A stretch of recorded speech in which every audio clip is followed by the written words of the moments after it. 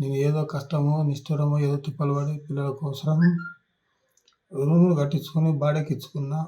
ఆ బాడీకి ఇవ్వకుండగా నన్ను చంపుతా పొడుస్తా బెదిరించుకుంటా 5 నెలల నుంచి బాడీకి ఇవ్వడం లేదు. నేను ఎవరు చెప్పుకోలేకున్నా ఈ బతికి నువ్వు బతకాలనిపిస్తుంది. నాకు వాడు చంపుతారని భయపడుతున్నాం. కొట్టడానికి వస్తున్నారు, అంగటికి రానికుంటారు.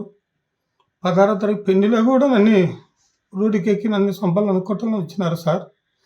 నేను ఎందుకు బతుకొని మాకు న్యాయం జరిగేటట్టు లేదు. మేము దుర్మార్గం మంచిగా కాదు.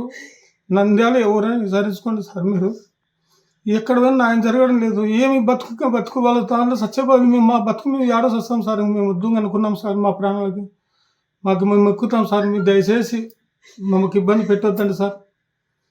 మమ్మల్ని మర్చిపోండి సార్. అంతా మాకు ఎవరు లేరు అనుకోండి, దిక్కు లేదు. మాకు ఇంక చావు వేరే దారి లేదు సార్. మాకు ఇంక ఇంట్లోనా నేను రూములు ఇచ్చిన పాపం వాళ్ళ బాడీకి